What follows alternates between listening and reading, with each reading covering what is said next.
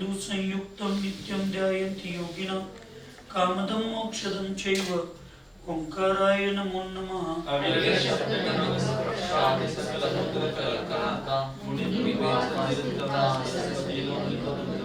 अज्ञानतिमिरान्ध्यानां ज्ञानाञ्जनशलाकया चक्षुरुन्मीलितं येन तस्मै श्रीगुरुवे नमः।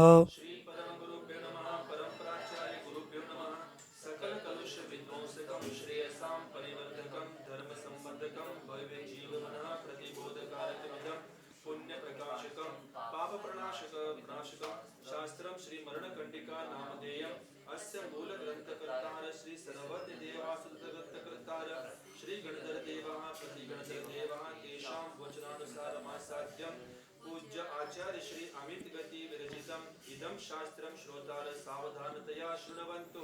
मंगलम भगवान वीरो मंगलम गौतमो गुनि मंगलम कुंद कुंदाद्यो जैन धर्मोस्तु मंगलम सर्वमंगल मांगल्यम सर्वकल्याणकारकम प्रधानम सर्वधर्माणां जैनम जयतु शासनम वंदे विद्यासागरम वंदे सन्मति सागरम।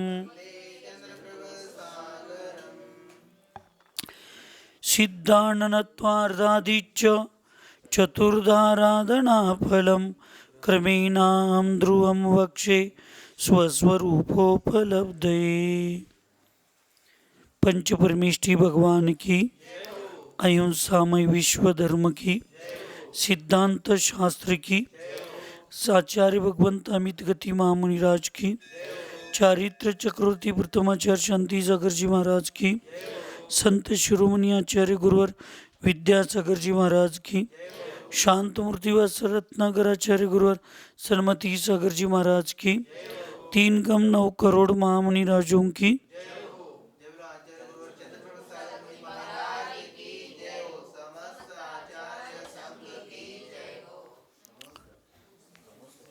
आचार्य भगवंत अमित गति महामुनिराज तप विनय हा विषय मरणकंडिका या महान ग्रंथामध्ये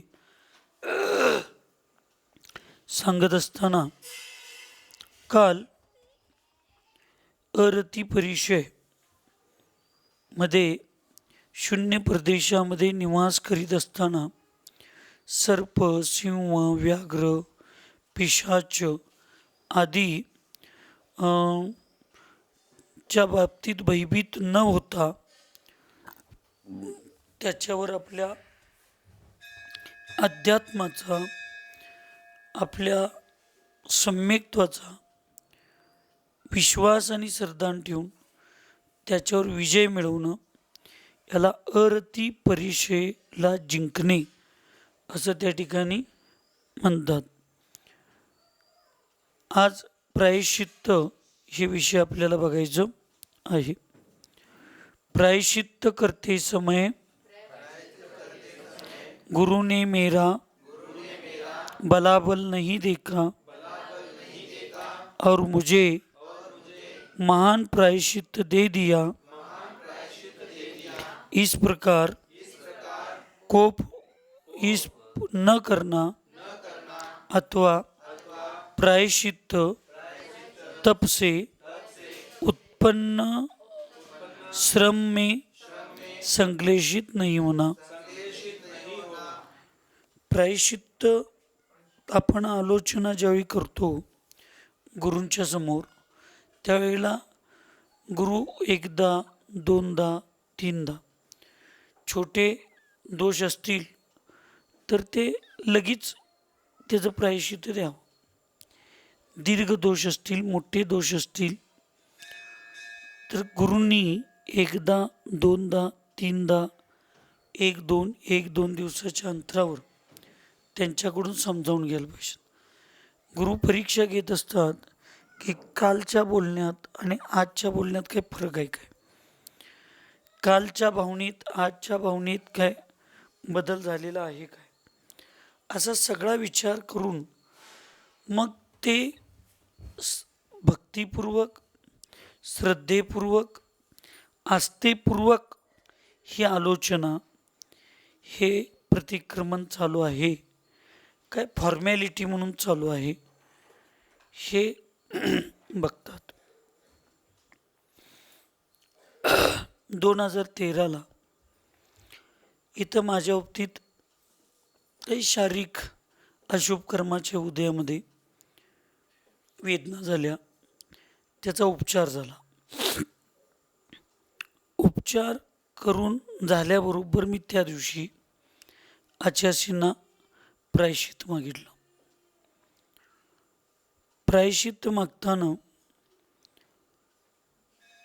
असं ठीक आहे, श्रावकांच्यापाशी ज्ञान नाही, नॉलेज नसेल, अज्ञानता असेल, माहीत नाही, पण साधूंनी,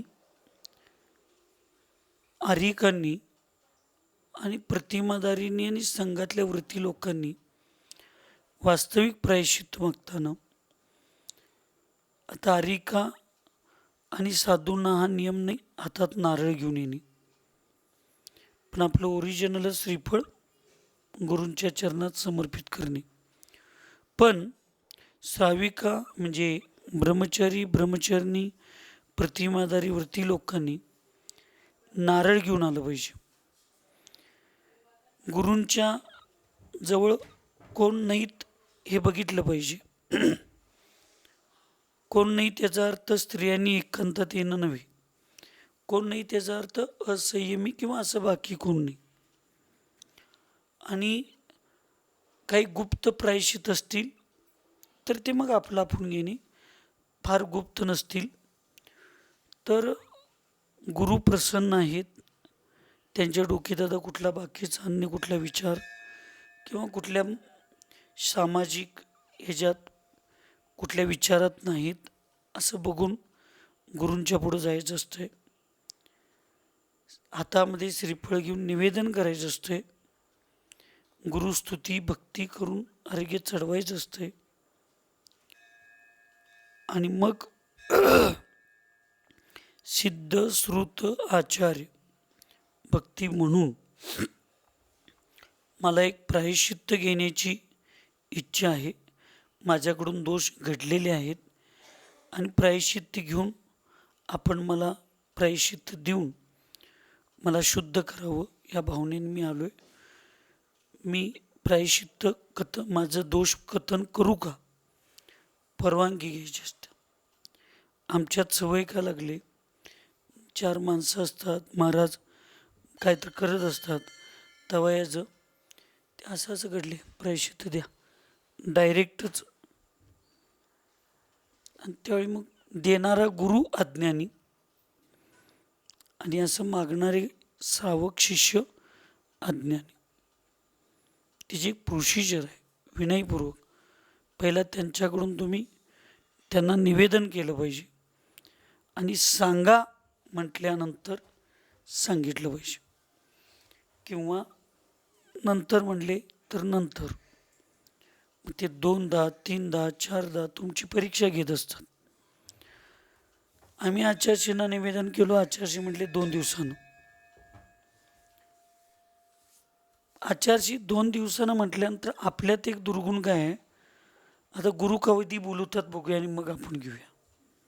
पण नाही, पण आपण 2 दिवसानं त्यांच्यापाशी गेलंच पाहिजे. 1 तास 2 तास 1 प्रहर अगोदर गेलं पाहिजे. आचार्य आलोचना करण्याची इच्छा आहे, प्रायश्चित्त घेऊन शुद्ध होण्याची भावना आहे आणि आपणास निवेदन मी 2 दिवसापूर्वी केलतो. आपण 2 दिवसानंतर म्हणलं होतं, मी आज परत निवेदन करण्यासाठी आलो. सांगा म्हणले तर ठीक, तर अजून म्हणतील नंतर, परत जायचं. आपल्याला हे पुण्य समजायचं की आपल्याला 4दा निवेदन करण्याची संधी मिळाल्या, हितच आपल्या प्रायश्चित्त आपल्याला मिळालेलं असतं, आपली शुद्धी झालेली असते. पण आपल्या मनात शिष्य असून आपल्यात अहंकार असतो. काय आम्हाला किंमत आहे की नाही, उगाच 4दा गेलो तरी पण आमचं ऐकून घ्यायला तयार नाहीत, काय लागलं एवढं मागं लागायचं, राहू दे, ही भावना, हा अहंकार. आणि त्यामुळे मग शुद्धी, व्रत उपवास करून पण शुद्धी होत नाही. आणि मग जे गुरु प्रायश्चित्त देतील त्या प्रायश्चित्तामध्ये शंका असता कामा नये. गुरूंनी माझ्या शक्तीचा विचारच केला नाही, गुरुजींनी माझ्या मानसिकतेचा विचारच केला नाही, माझ्या परिस्थितीचा विचारच केला नाही, असं कुठं असतं प्रायश्चित्त द्यायचं?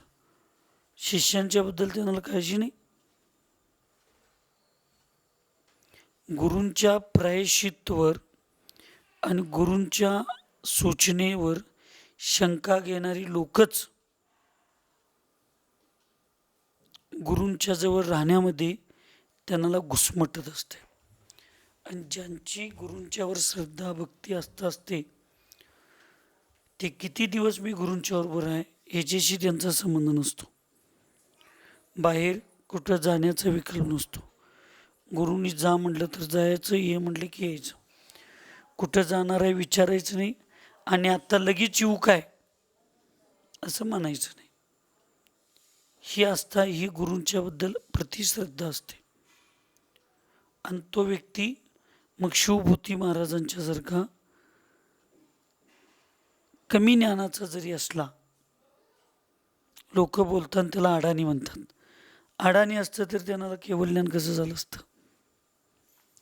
ज्ञान कमी जरी असलं तर जे मुख्य ज्ञान पाहिजे तेवढं त्यांच्याकडे भेदविज्ञान होतं आणि ते मग केवळ ज्ञानाची प्राप्ती करून घेतात, शुद्धी करतात.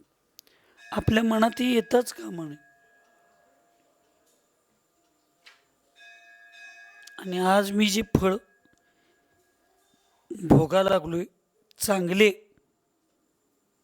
आज जो माझा आनंद घ्यायला लागलोय, आज उच्चासनावर परत मी बसलो गेलो, या सगळ्याचं कारण गुरूंनी दिलेल्या शिक्षेला, प्रायश्चित्ताला मी आनंदानं सहन केलो.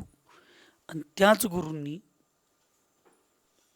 श्रावकांना बोलवून सांगितलं, बहुतेक त्याच्या बाबतीत चूक झाली असं वाटतंय, त्याला परत त्याच्या स्थानावर बसवण्याचं काम करा. श्रद्धा आणि समर्पणावरच सगळ्या गोष्टी अवलंबून आहेत. म्हणून इथं आत्ता जी तुमची श्रद्धा आहे, माताजी तुमची आस्था आहे, ती शेवटच्या श्वासापर्यंत निरापकाचार्यांच्याबद्दल अशीच ठेवायची. ह्याच्यात 1% वाढलं पाहिजे, पण 1 सुद्धा कमी झालं नसलं पाहिजे. कारण माझ्या आयुष्यात हीच श्रद्धा मला ह्या ठिकाणी बसवली आणि तीच श्रद्धा तुमची समाधीसाठी निमित्त आहे. बाकी काही नाही. खाणं पिणं जास्त सोडवतील, एखाद्या वेळेला एक जास्त घास घालतील, काही नाही. गुरु जे सांगतात तोच माझा नियम, तोच माझा संयम, तोच माझा यम. यम म्हणजे तो नव, नियमातला यम. गुरु सांगतात तेच. आता तुमचे सगळे नियम मला माहिती आहेत, तुमच्या सगळ्या साधना मला माहिती आहेत. त्याच्यात गुरूंनी तुमच्या आता शारीरिक कंडिशनला, परिस्थितीला बघून आणि भविष्यातला काहीतरी धोका बघून एखादी गोष्ट गुरूंनी आज तुम्हाला करायला पाहिजे असं जर म्हटली तरी तुम्ही करायला पाहिजे. मी सांगितलं ना, आम्हाला पूज्य सुपारसागर महाराजांनी एवढंच शिकवलं, 4थ्या मजल्यावरनं उडी मार. हा र शब्द खाली पडल्यावर शिष्याला ऐकायला आला पाहिजे. एवढी गुरूंच्या प्रती आस्था असायला पाहिजे. मग आत्महत्या करायला लावा लागलेत काय? आत्महत्या करणारा काय कर म्हणणारा गुरु असतोय काय? शंका घ्यायचं नाही. मी मग एवढे दिवसही केलो नाही, आता का करू? आता तुमचं एवढ्या दिवसाचं संपलं, तुम्ही रेग्युलर होता, आता तुम्ही समाधीस्थ आहे. त्यावेळी तुमच्या परिणामांची थोडी इकडं तिकडं झालं तर तुमच्याकडे वेळ होता पुढं त्याला स्थिर करून त्याचं प्रायश्चित्त घेऊन त्याला शुद्ध करण्याचं. आता तुमच्या वेळेची गॅरंटी नाही आणि आता 1% सुद्धा कुठलं इकडचं तिकडचं अर्थरौद्रध्यान होणं योग्य नाही. त्यामुळं गुरूंच्या ज्ञानावर विश्वास आहे की नाही, गुरूंच्या व्यवहार कौशल्यावर विश्वास आहे की नाही, आहे ना? तर गुरु सांगितलं आज तुम्हाला हे घ्यायचं आहे, घ्यायचं. गुरु सांगितलं अचानक आज हे तुम्हाला बंद, इथनं पुढं चालणार नाही, बंद तर बंद, आनंदाने. त्याच्यामध्ये काहीतरी गूढ रहस्य आहे. त्या रहस्यापर्यंत मी पोचू शकण्याची माझी क्षमता नाही. त्यामुळे काय, माझी सल्लेखना जेवढी चांगली होण्याची जबाबदारी गुरूंची असते, तेवढं सल्लेखना बिघडू नये याची पण 100% जबाबदारी कुणाची असते? गुरूंची आणि तुमची. हो म्हणायचं. तेच आम्हाला काहीतरी निमित्त चांगल्यासाठी आहे, नाहीतर नसतं. तुमच्या समाधीची पूर्ण जबाबदारी आचार्यांनी घेतलेली आहे. त्यामुळे त्यांच्या लक्षात आहे आज आहे असं रेग्युलर गेलो तर काहीतरी वेगळं होण्याची शक्यता आहे. आज थोडं बदल केलं तर सुरक्षितता निश्चित आहे. त्यामुळं ठीक आहे, तुम्ही म्हणताय ते. आईनी दिलेलं विष आणि गुरूंनी दिलेला आदेश शिक्षा अमृत समजून जो पितो, जो स्वीकारतो, तो शिष्य आणि तो मुलगा कधीही दुःखी कष्टी होत नाही, एवढं लक्षात ठेवायचं. म्हणून प्रायश्चित्त दिलं मी तेवढ्यासाठी. तुम्हाला परवा दिवशी मी निर्णयच घेतला नाही, तुम्ही ठरवायचं. आणि तुमची ती परीक्षा होती, पण त्या परीक्षेमध्ये तुम्ही 1000% पास झाला. की अशा परिस्थितीत तुम्ही उद्या आहारला उठायची भावना करताय, काय उपवास करला तर ठीक आहे, तुम्ही म्हणताय तर करतो असं जबरदस्तीनं स्वीकारताय, काही नाही. माझ्याकडून झालेल्या त्रुटीत आणि त्याचं शुद्धीकरण मला करणंच गरजेचं आहे. आणि ते उद्यावर ढकलून मला चालणार नाही. ते नाळ अनावर म्हणी हळदीत, हे सगळं तुम्ही तुमच्या चिंतनात मनात तुम्ही घेतला.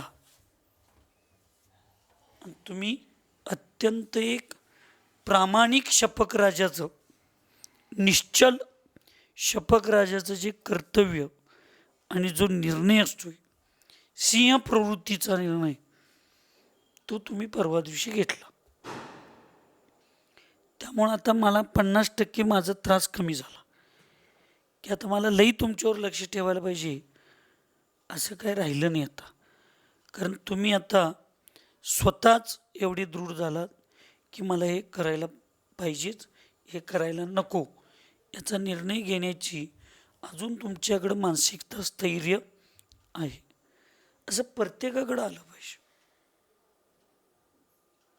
प्रत्येकाकडं. काही आज बाकीच्या अन्य 2 माताजी इथं आहेत, हे 3 महाराज जे आहेत हे ब्रह्मचर्य आहेत, ब्रह्मचर्य आहेत. तुम्ही सगळं तुमचं पुण्यच खायला लागलंय. मग आमच्या पुण्यावर गुरु जळतात का काय? ह्या गोष्टींच्यापासून माझं काहीतरी नुकसान आहे हे गुरूंना बहुतेक जाणलंय, म्हणून त्यांनी मला याच्यापासून अडवा लागलेत, रोखा लागलेत. ही श्रद्धा अंतरंगातनं पाहिजे. आणि ती असेल तर मग प्रायश्चित्तच्या वेळेला गुरूंनी दिलेल्या प्रायश्चित्तावर एक सुईच्या टोक तर लई मोठा असतोय, केसाच्या टोकाएवढी सुद्धा त्याच्यामध्ये चंचलता, अस्थिरता असता कामा नये. आणि ती नसणं, संक्लेश परिणाम उत्पन्न न होणं म्हणजे प्रायश्चित्त तप आहे. आणि तो त्याचा विनय आहे. तप वेगळं आणि त्याचा विनय वेगळं. तप काय आहे श्रीपाल भैया, हे तुम्ही करायचं नाही. बरं ठीक आहे, करत नाही, तुम्ही स्वीकारला, तप झालं. पण आत जर परिणामांची विशुद्धी नसेल आणि शरीरानं तुम्ही करत असला तर ठीक आहे. पण हे करू नको म्हटल्यात, ह्याच्यात काहीतरी माझं गूढ रहस्य, माझं भविष्य चांगलं लपलेलं आहे, म्हणून ते आनंदानं स्वीकारणं हा त्याचा विनय आहे. हा त्याचा काय विनय आहे.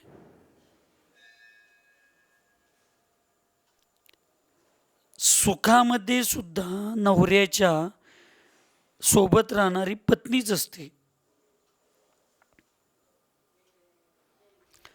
आणि दुःखामध्ये राहणारे जी असते ती सुद्धा पत्नीच असते.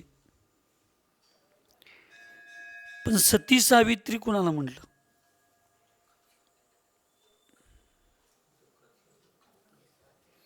जी सुखामध्ये नवऱ्याच्या मागं असते आणि दुःखामध्ये नवऱ्यापेक्षा एक पाऊल पुढं असते, तिला सती सावित्री म्हणली. कारण तिचं प्रेम नवऱ्यावर आहे, संपत्तीवर नाही. हा विनय आहे तिचा. हा पतीबद्दल असणारा अध्यक्षबाई काय आदर आहे, ती श्रद्धा आहे, ती आस्था आहे. तिला माहिती आहे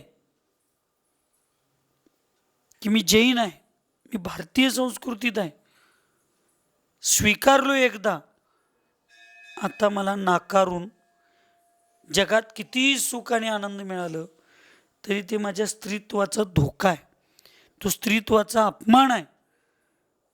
त्यामुळे जसं आहे तसं मला आनंदानं, प्रेमानं, श्रद्धेनं स्वीकारायचं आहे, आस्थेपूर्वक स्वीकारायचं. हे तिचा विनय आहे आणि ती विनयच तिला तिच्या जीवनाला सुरक्षित ठेवणार असतो. तसं शिष्याचं असलं पाहिजे. गुरुच्या चांगल्यापणात कोण पण असते, गुरुच्या वाईटपणात आपण असलं पाहिजे. चांगले गुरु आहेत म्हणून विनय करणारे कोण पण करते, त्याला काय.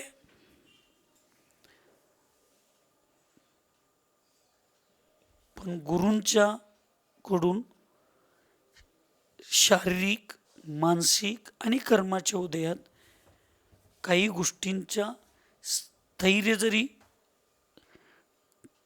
अस्थिर झालं असलं तर त्यांना आधार देणं, त्यांना स्थिर करण्याचं. अहो, हजारो शिष्य आहेत जे गुरूंच्याकडून स्थिर झाले. पण आपण असला शिष्य व्हायचं असते जे गुरूंना स्थिर करण्याच्या परिणामात जाऊन आपण गुरूंना आधार देण्याचे असं. हे शिष्यत्व आहे. काही जरी झालं तर मी सोडणार नाही, माझी आस्था कमी होणार नाही, माझी श्रद्धा कमी होणार नाही. मग दुःखात पतीला सोडणाऱ्या आणि संकटात गुरूंना सोडणाऱ्या त्या स्त्रीमध्ये आणि तुमच्या शिष्यामध्ये फरक काय?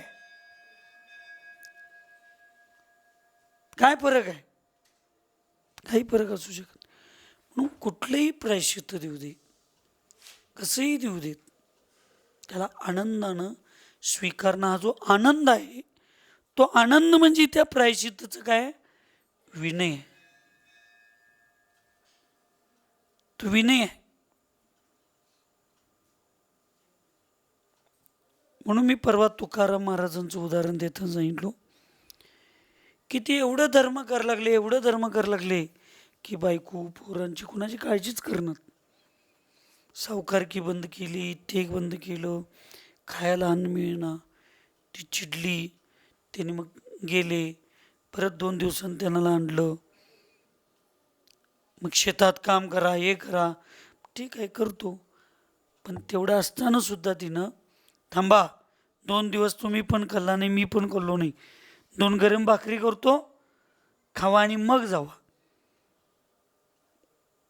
माताजी, मी एक एक अशा स्त्रिया बघितलो या जगात. बायकोनं मिळवायचं, नवऱ्याला दारू प्यायला पैसे द्यायचं, त्याची बायकोच्या पैशाची दारू पिऊन येणार नवरा आणि संध्याकाळी तिलाच मारणार आणि तिलाच मारणार. शेजारी येऊन त्या नवऱ्याला शिव्या द्यायला लागल्यावर आमच्या नवरा बायकोंच्या तोंड पडायचं नाही, कसं पण असू दे, तो माझा नवराच आहे म्हणून. आणि ते मार खाऊन आणि त्याला हातरून करून झोपायला देणारी अशा पण आम्ही बायका बघितलोय. एवढी आस्था नवऱ्याबद्दल असणारी आणि नुसता जरा काहीतरी नवरा बोलला, चांगला नवरा हिच्या चुकीला जरा काहीतरी बोलला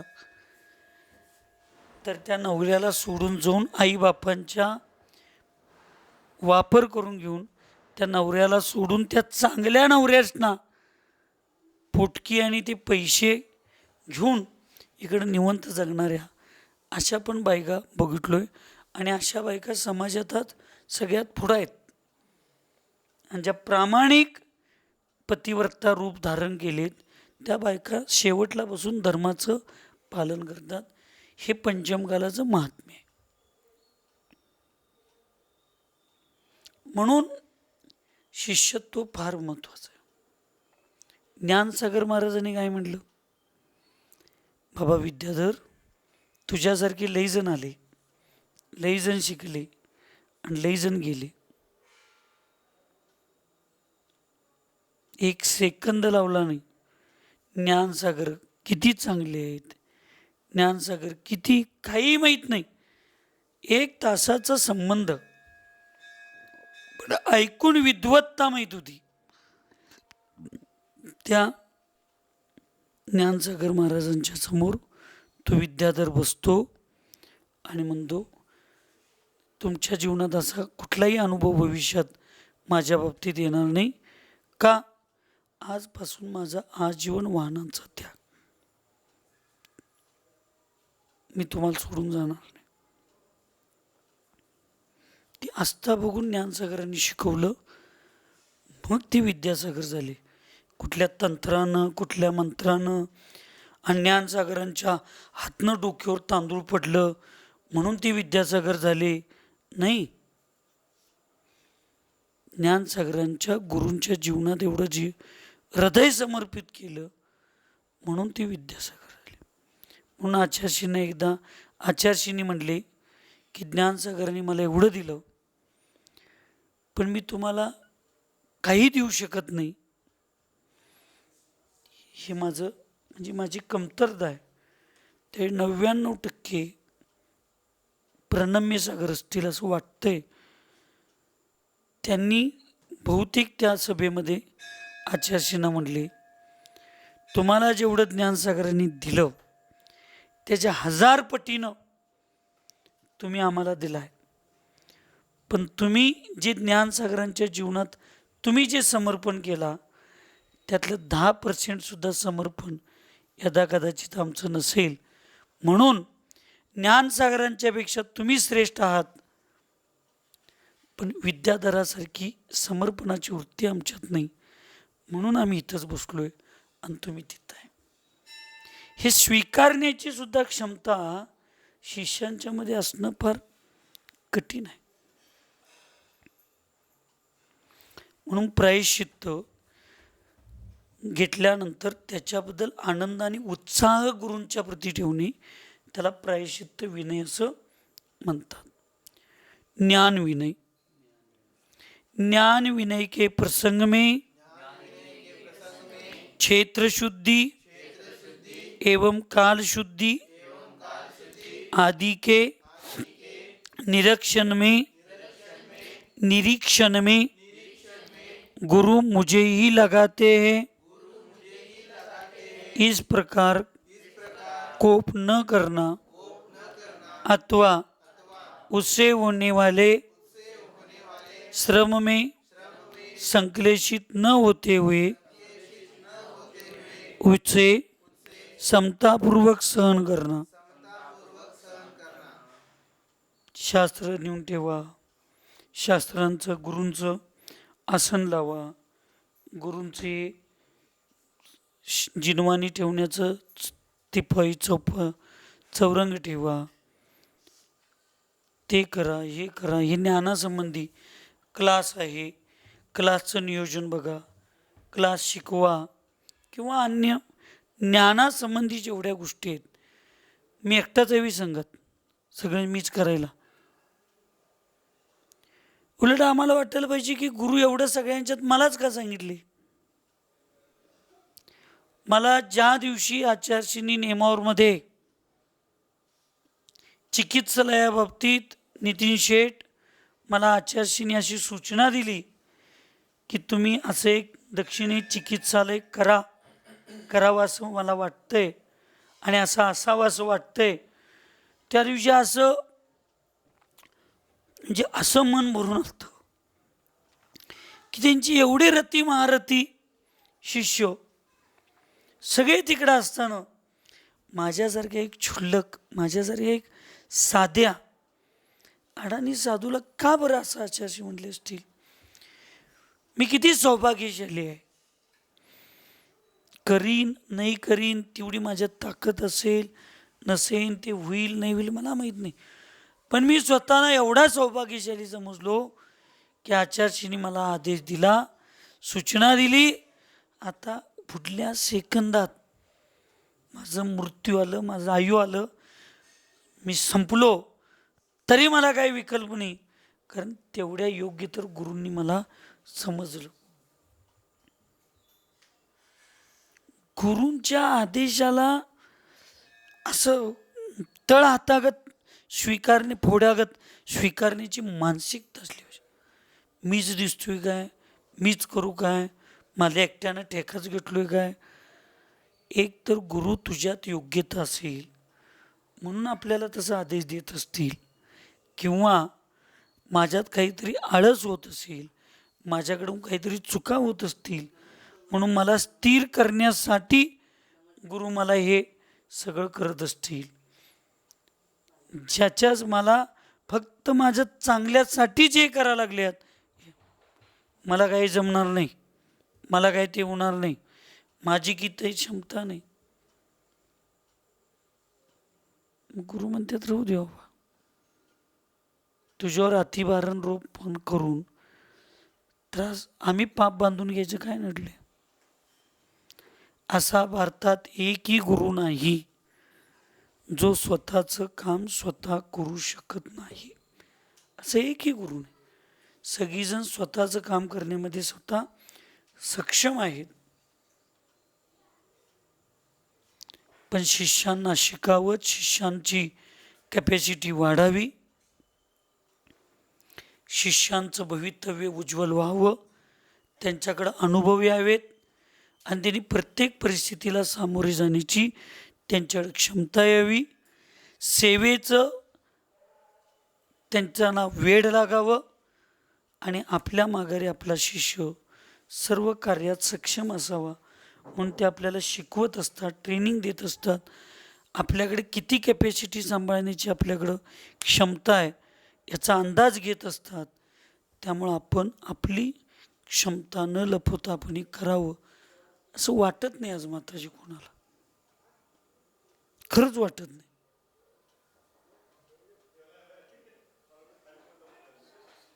माझ्या पुढं मरणकंडिका शास्त्र आहे आणि समाधीसाठी सर्वश्रेष्ठ शास्त्र आहे.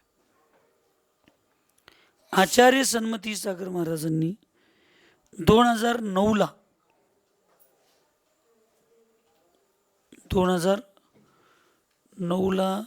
एंड किंवा 10च्या पहिल्या ह्याच्यात सालात माझ्या पुढं 1-2 विद्यार्थ्यांना मदत करायची भावना केली. विद्यार्थ्यांना आमच्या सन्मती सागरांना फार ती सवय होती. आचार्य सन्मती सागर महाराजांच्या परिवारातल्या लोकांनी आचार्य सन्मती सागर महाराजांच्या फंड किंवा जी त्यांची पेन्शन येत होती त्यांच्या दीक्षेनंतर त्यातला 1ही रुपये त्यांनी त्यांच्या परिवारासाठी आणि स्वतःसाठी लावला नाही. त्यांनी आचार्यश्रींनी ज्यांना ज्यांना सूचना दिली त्या विद्यार्थ्यांना शिक्षणाला, औषधाला, आरोग्याला दान दिले. म्हणून ती लोक पण आज एवढी सुखी समाधानी आहेत. आणि ते माझ्या पुढं सांगत होते. आणि सांगता सांगता ते एक म्हणले की आपण एक शांतीसागर महाराजांच्या नावावर एक ट्रस्ट तयार करू आणि त्या ट्रस्टच्या वतीने पैसे देऊ आणि त्यांचं शिक्षण झाल्यानंतर घ्या, परत दुसऱ्यांना उपयोगाला येतील. गुरूंना अक्कल शिकवणे एवढं आम्ही मोठे नाही.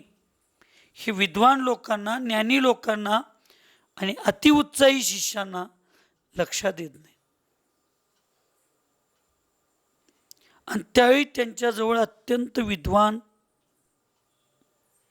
एक 2-4 लोक बसली होती. काय करायला लागलाय तुम्ही? तुम्ही साधून संस्था कशाला करताय? तुम्ही असं का करताय? समाधी होईल काय? हे असं होईल काय? सगळं झालं. पण नितीन भाई, आज समाधी दिवस आहे आमच्या गुरूंचा. आज तिथीप्रमाणे धनत्रयोदशीला त्यांची समाधी ह्याच वेळेला झालती. हीच ती वेळ आहे. 5-10 मिनटं अजून त्याला वेळ आहे. 8 वाजले. 8 वाजून 7 मिनटं झाली. 8 वाजता स्वाध्याय संपला आणि आम्ही आमच्या दिशेला चाललो आहे. 8 वाजून 10 मिनटानं आत्ता आम्ही मंदिरातनं बाहेर पडलो आहे सगळीजण. आणि बरोबर अनेक 5 ते 7 मिनटात तो प्रसंग आहे. अचानक गुरूंच्या समोर आमच्या मृत्यू दिसला. धनगर समाजाचा व्यक्ती या कोथळीतला सांगतोय की मी महाराजांना उचललो आणि माझ्या मांडीवर त्यांचं डोकं ठेवलो. त्यावेळी त्यांनी ओम नमः सिद्धेभ्या, ओम नमः सिद्धेभ्या असला काहीतरी मंत्र म्हणत होते. आणि त्यांचा यो अंगठा ह्या बोटावरने असं फिरत होता. हे तो अजैन व्यक्ती सांगतो. आम्ही सांगितलो तर आम्ही आमच्या गुरूंच्या भावनेपोटी बोलतोय असं होईल. पण त्या धनगर समाजाच्या अजैन व्यक्तीला काय संबंध आहे खोटं बोलायचा? पण त्यानं सत्य सांगितलं. हे आमच्या गुरूंचं प्रेम होतं सगळ्या जीवांच्या बद्दल. आणि त्यावेळी मला बोलता बोलता म्हणले, वीरसागर महाराज, सरल सागरजी महाराज, चंद्रकीर्ती सागरजी महाराज, विशेष करून श्वेता दीदी, आमच्या गुरूंनी आम्हाला कधी आदेश दिला नव्हता. आमच्या गुरूंनी आमच्या पुढं फक्त विचार मांडला होता की चंद्रपूरसागर महाराज, एक संस्था काढायची फार इच्छा आहे, पण आमच्या जवळची लोक त्याला विरोध करतात. त्यामुळं ह्या लोकांच्या विरोधात जाऊन मला काही करणं शक्य नाही. पण गोरगरिबांना मदत करणं, औषधदान देणं, ह्याच्यासाठी एक संस्था असावी अशी मला वाटते. पण ही लोक मला फार विरोध करायला लागले. आणि ती मी माझी मानसिकता त्या दिवशी त्यांच्या पायात बसून केली. आणि 10 डिसेंबर त्यांचा आचार्य पदारोहणाचा दिवस मी मौजे डिग्रजमध्ये विद्या सन्मतीदास सेवा संस्थेचं मी गुरूंना 8 दिवस अगोदर फक्त निवेदन केलो. आचार्यजीने आशीर्वाद दिलं आणि त्यांच्या आशीर्वादाने या संस्थेचं मी स्थापना केली. आणि मौजे डिग्रज त्यांनी नव्हते त्या दिवशी, म्हणजे तिथं त्या डिग्रजच्या स्टेजवर नव्हते. आणि मी आजपर्यंत अहंकार नाही पण गुरूंच्या आशीर्वादानं 50 ते 60 मुलांना आत्तापर्यंत ग्रॅज्युएशन करून त्यांना नोकरी लागण्यासारखं शिक्षण दिलं. आणि त्या संस्थेच्या माध्यमातून आज 32 ते 33 मुलं क्लास 1 क्लास 2 अधिकारी झाले. आणि आज ह्या रोगी कष्टी लोकांना औषधदान व्हावं, साधू संतांना औषधदान व्हावं म्हणून ते हॉस्पिटल निर्माण झालं. त्या संस्थेच्या माध्यमातून आचार्य विद्यासागरने हॉस्पिटल कर हा आदेश दिला नव्हता, हॉस्पिटल व्हावं असं भावना होती. भावनेला आम्ही आदेश म्हणून आज एक कार्य करणारा चंद्रपूरसागर महाराज कुणीकडं, आणि आदेशाला सुद्धा गांभीर्यानं न घेता मनाला येईल तसं वागणारे आज आपण लोक कुठं? गुरूंच्या सूचनेला आदेश मानणारा माणूस हा यशस्वी होतो, म्हणून मी आज यशस्वी आहे. आणि गुरूंच्या आदेशाला सूचना मानून त्याला गांभीर्यानं न घेता आपण लोक वागताय, म्हणून तुमच्या लोकांची अशी अवस्था आहे. सुखी नाही, समाधानी नाही आपण लोक. गुरूंनी मला एक का सांगितलं असा तिरस्कार करण्यापेक्षा गुरूंनी मलाच का सांगितलं म्हणजे मी किती पुण्यवान आहे याचं आनंद घेण्याची वृत्ती असली पाहिजे. आणि म्हणून त्याच्यामध्ये शंका, तर्क, ते वितर्क न करता त्या ज्ञानाबद्दल समताभावपूर्वक त्याचा विनय करणं हा ज्ञान विनय आहे. मला काहीही नाही, मी पण आज सकाळी आचार्यजींचं चिंतन करत असताना स्वयंभू स्तोत्र म्हणत म्हणत मी पण संकल्प केलाय की काही जरी झालं तर आपण मिहिरी भावना, स्वयंभू स्तोत्र ह्या वेळेला जाऊन बसायचं. आपली बसण्याची कॅपॅसिटी असू दे, आपली बसण्याची कॅपॅसिटी नसू दे, आपण बसायचं.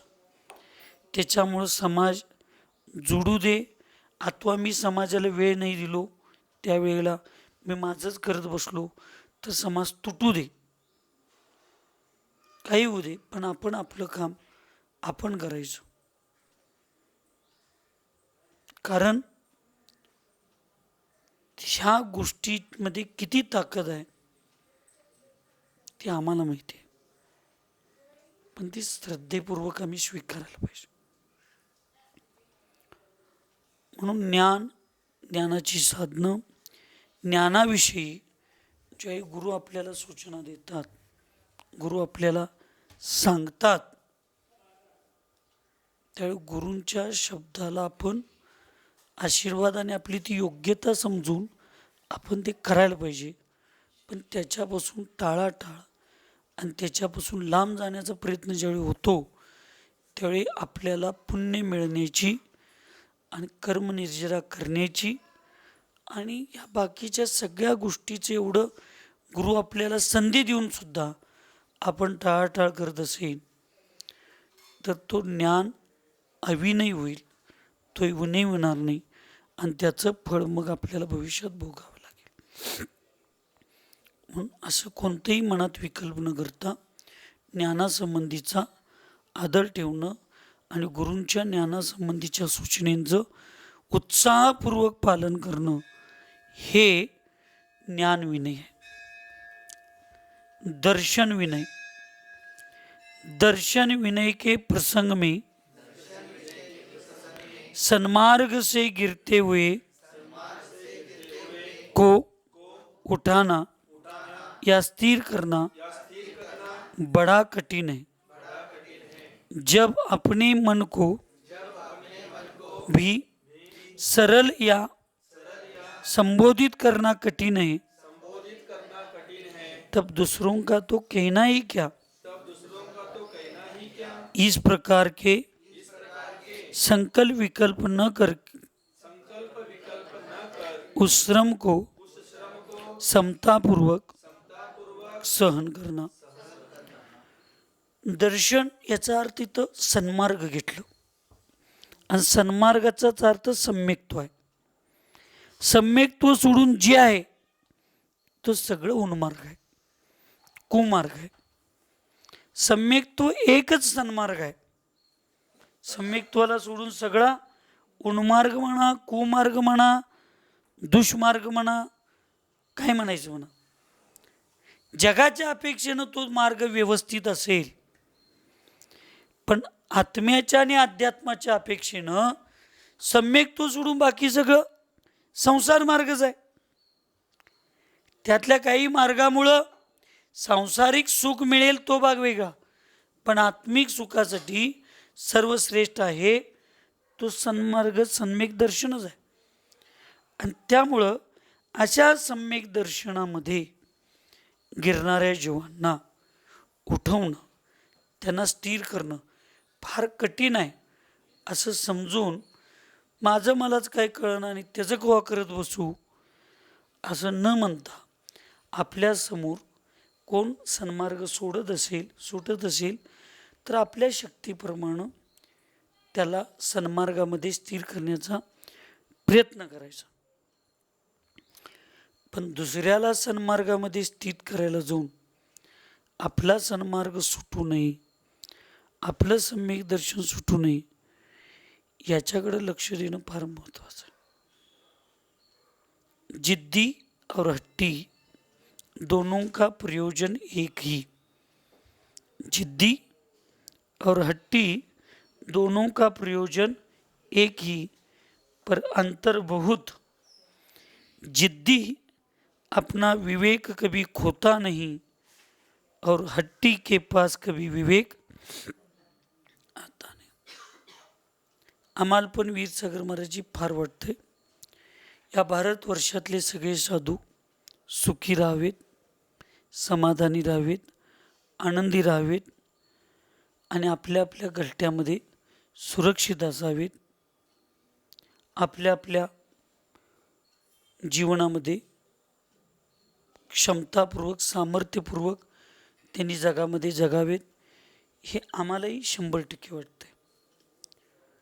पण दुसऱ्याचं सामर्थ्य निर्माण करायला जाऊन स्वतःच्या सामर्थ्याला विसरणं, दुसऱ्याला स्थिर करायला जाऊन स्वतःच्या अस्तित्वाचा नाश करणं आणि दुसऱ्याला विवेक आणि विनय शिकवायला जाऊन आपल्या विवेकाचा आणि विनयाचा ऱ्हास करणं एवढं पण आपल्याला मनामध्ये सरळ भाव ठेवून चालत नाही. कारण गुरु असतात. गुरूंचं अस्तित्व टिकवायलाच लागते.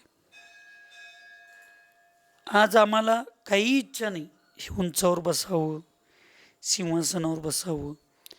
जिथं नाही तिथं आम्ही विकल्प करत नाही, जिथं आहे तिथं आम्ही अपेक्षा ठेवत नाही, पण गर्व पण करत नाही.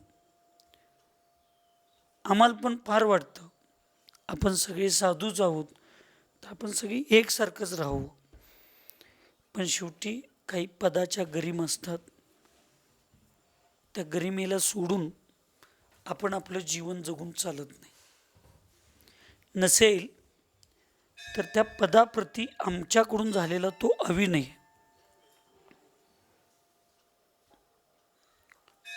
अरविंदजी केजरीवाल दिल्लीचे मुख्यमंत्री पहिल्यांदा झाले आणि तो पण असाच व्यक्ती, भ्रष्टाचार मुक्त, हे ते सगळं. त्यांनी सुद्धा ह्या व्यवस्थेबद्दल काही भरपूर बोलले आणि दुसऱ्या दिवशी मुख्यमंत्रीची शपथ घेऊन मेट्रो ट्रेननं त्याला गेले विधान भवनामध्ये दिल्लीच्या. परंतु त्यांनी मेट्रोनं जाणार म्हटल्यानंतर त्या मुख्यमंत्री ज्या मेट्रोनं जाणार आहे त्या मेट्रोचा एक डबा मोकळा राहणार. त्याच्या डब्याच्या इकडं 10-20 ते बॉडीगार्ड ते हे 2-4 दिवस त्यानं बघितला की मी माझ्या सरळ स्वभावाला धरून मला हे व्यवस्था नको, मी आम जनतेसारखा मुख्यमंत्री होणार असं माझं मत आहे. पण उलट त्या रेग्युलर मुख्यमंत्रीपेक्षा माझ्यामुळं त्रासच जास्त जनतेला व्हायला लागला. कारण 3-3 डबं मोकळं राहायला लागली मेट्रोची. मुख्यमंत्र्यावर असं कुणाला पण बसवून चालेल काय? कोण पण उद्या येऊन मारून जाईल. त्याच्या सुरक्षितेची काळजी लागली आणि त्यानं स्वतः IAS ऑफिसर तो अभ्यास केला आणि गपगुमानं 4-5व्या दिवशी त्या सरकारी व्यवस्थेचा प्रोटोकॉल जसा असेल तसं सांभाळून गेला. म्हणजे काय त्याला ती अपेक्षा होती का? नाही. पण मुख्यमंत्री पदाचा एक प्रोटोकॉल असतो, तो प्रोटोकॉल सांभाळायला लागतो. ती इच्छा असताना असू दे, असता इच्छा नसू दे, तो त्याचा प्रोटोकॉल सांभाळायला लागतो. तसं आमच्या मनात कोणाबद्दल कुठलेही विकल्प राहत नाहीत, असत नाहीत. याचा अर्थ तुमच्या भावना आम्हाला समजत नाहीत असं नाही, पण काही प्रोटोकॉल त्यांचे प्रोटोकॉल त्यांना पाळायला पाहिजेत. आणि त्या प्रोटोकॉलच्या विरुद्ध गेलो तर आजपर्यंत ज्यांनी ज्याचं फळ भोगलेत, त्यामुळं आचार्यांना प्रत्येक ठिकाणी भावनिक होऊन प्रत्येक गोष्ट शिष्यांची स्वीकारायलाच पाहिजे असा नियम नाही. नसेल तर मग त्या पदाचा विनय आणि त्या पदाचा अधिकाराचं गांभीर्य त्या आचार्यांच्याकडं किंवा त्या पदधारी व्यक्तीकडं ते राहणार नाही. याचा अर्थ आमच्या मनात कोणाबद्दल विकल्प आहेत, कोणाबद्दल इथे येण्याबद्दल आम्हाला कुठला विकल्प आहेत, काही नाही. तुम्ही प्रयत्न करायला लागलाय, त्याच्या 1000 पटीनं पुढं जाऊन आम्ही प्रयत्न करून बसलोय. पण ज्या वेळेला समोरच्याच्या अतिकर्माचे उदय असतात किंवा समोरचं एक वेगळ्या हवेत धुंदीत चालत असतो, त्यावेळी प्रवाहाच्या विरोधात अतिपुरुषार्थ करणारा व्यक्ती हा अज्ञानी असतो, असं नीतिकारांचं वाक्य. आता माझ्यापेक्षा जास्त नितीन शेठला जास्त माहीत, कारण अनुभवी औद्योगिक बाकीच्या सामाजिक क्षेत्रात. त्यामुळं चहा किती जरी आवडत असला तर त्याला कपात घेऊन थोडं शांत बशीमध्ये घेऊन थोडं थंड होईपर्यंत त्याच्याकडे बघत बसायचं असतं. चहा आवडतोय, त्याचा वास अत्यंत अध्यक्षबाई वेलदोडे घातलेला, केसर घातलेला वास यालाय म्हणून गाळल्याबरोबर लगेच कप तोंडाला लावण्याचा प्रयत्न केला तर तो चहा पळतो, भासतो आणि परत किती जरी चहा आवडला तरी पिण्यासारखी कॅपॅसिटी आपल्याकडे राहतं नाही. म्हणून थोडं त्याला थंड होईपर्यंत शांत बसायचं असते. थंड करण्याचा पुरुषार्थ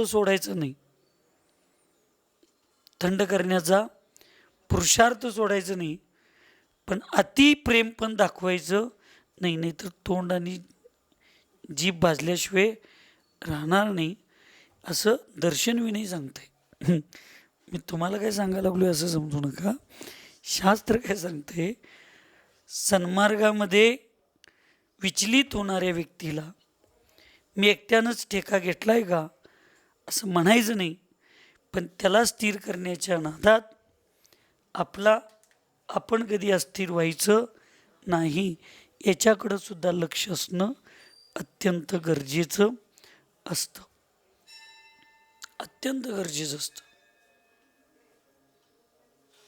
आम्हाला या सगळ्या गोष्टी अनुभवात आहे.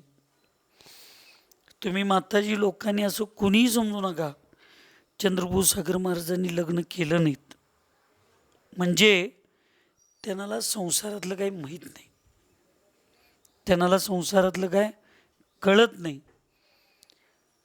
तुम्हाला लग्न करून प्रपंचाचा जेवढा अनुभव नाही तेवढा आम्ही बिन लग्न करता आम्हाला प्रपंचाचा अनुभव आहे. आम्ही लहानपणापासून हे बघितलोय, कारण आमच्या वडिलांना 2 बायका होत्या. त्यामुळे मला जे भविष्यात अनुभव घ्यायचं होतं ते मी लहानपणातच सगळं घेतलोय. सगळे अनुभव मी घेतलोय, कुठलेही अनुभव शिल्लक राहिले नाहीत. त्यामुळं महिला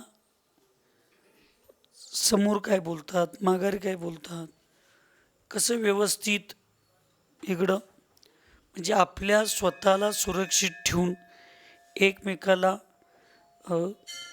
दोषी ठरवण्याचा प्रयत्न कसं करतात. इथं आमच्याबरोबरशी तुम्ही म्हणताय ते खरं, समोरच्यापाशी गेले की तुम्ही म्हणताय ते खरं, परत म्हणायचं माझी इच्छा अशीच होती, पण त्यांच्यामुळं मला ते करता येत नाही. माझ्यापाशी म्हणायचं तुम्ही करायला लागलाय तेच बरोबर, नाही चालत. आपल्याला वाटतंय सगळ्यांना की मी मोठ्यांना फसवा लागलोय, मोठ्यांना बरोबर मी त्यांचं मन जिंका लागलोय, पण तसं नसतंय. लक्षात ठेवा, मोठ्यांचं मनच मोठं एवढं असतंय, मोठ्यांचं मनच एवढं मोठं असतंय. बारके चुका लागले ते माहीत असून सुद्धा ते स्वीकारत असतात, कारण समोरच्यांची कॅपॅसिटी माहीत असते, त्यामुळे त्यांना सोडून देत चालत नाही. त्या मोठ्यांच्या मोठ्या हृदयाला आणि त्या समजावून घेण्याला आपण काय समजत असतोय, बरोबर त्यांच्या माघारी मी खेळ करायला लागलो, बरोबर त्यांना आम्ही फसवा लागलो.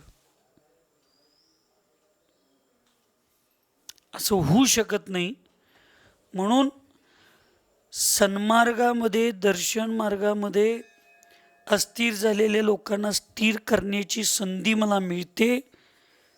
आचार्य भगवंत विद्यासागर महाराजजी, माताजी आपल्या अनमोल चिंतनामध्ये सांगतात, एखाद्या मिथ्या दृष्टीला सम्यक दृष्टी करणं, सम्यक्त्वातून च्युत होणाऱ्याला सम्यक्त्वामध्ये स्थिर करणं, एखाद्या साधू संतांना निरोगी करणं, एखाद्या व्यसनी परिवाराला, व्यक्तीमुळं परिवाराचं संसार उद्ध्वस्त होत असताना त्या व्यसनीला निर्व्यसनी करून त्याच्या संसारामध्ये स्थिरता निर्माण करणं, या सगळ्या गोष्टी 100 मंदिरं बांधल्यानंतर जेवढं पुण्य मिळत नाही तेवढं एक व्यक्तीला सम्यक दर्शनात स्थिर, एका व्यक्तीला पापापासून सुरक्षित वाचवणं, धर्मामध्ये लावणं, एखाद्या व्यक्तीला स्थितीकरण अंगाचा आधार घेऊन अस्थिर होणाऱ्याला स्थिर करणं, हे 100 मंदिर बांधल्यानंतर जेवढं पुण्य मिळत नाही तेवढं पुण्य त्या परिवाराला सुरक्षित ठेवल्यामुळे मिळतं. एवढं स्थितीकरणाचं महत्व आहे, लक्षात ठेवा. एवढं स्थितीकरणाचं महत्व आहे. त्यांचं कर्म आहे, पिऊ दे की दारू, तुम्हाला काय बिघडतंय, तुम्ही एवढं काय विकल्प करताय. अरे तो दारू पिऊन मरणार आहे, तो पण त्याच्या घरातल्यांना त्रास. हा व्यवहार आहे, निश्चयानं जे व्हायचं आहे ते होणारच आहे, त्याच्याबद्दल काही कुठल्या गोष्टीचा विकल्पच नाही. पण व्यवहारामध्ये एक आहे, एखाद्या दारुड्याला दारू पिण्याचं सोडवणं म्हणजे त्याचं भविष्य, त्याच्या बायकोचं भविष्य, त्या म्हाताऱ्या आईवडिलांचं भविष्य, म्हातारपण आणि त्याच्या मुलांचं भविष्य, हे परिवाराला स्थिर केल्यासारखं पुण्य. ते घरच मंदिर होणार आहे आणि त्यातला प्रत्येक जीव भविष्यातला भगवान होण्याची क्षमता राखणार आहे. म्हणून आम्हाला ही वेळ आहे. म्हणून हे मीच एकटा का करू असं म्हणण्यापेक्षा भगवंतानी मला एवढी शक्ती देऊ दे की जास्तीत जास्त एक कार्य करण्याची माझ्यामध्ये शक्ती येऊ दे, अशी भावना आपण सगळ्यांनी केली पाहिजे. तर तो विनय असतो, याला दर्शन विनय असं म्हणतात. चारित्र्य विनय पुढल्या क्लासमध्ये बघू. सुखी रहे सब जीव जगत में, कोई कभी न घबरावे, वैर पाप अभिमान छोड़ जग, नित्य नए मंगल गावे. ओम नमः. सबको क्षमा, सबसे क्षमा.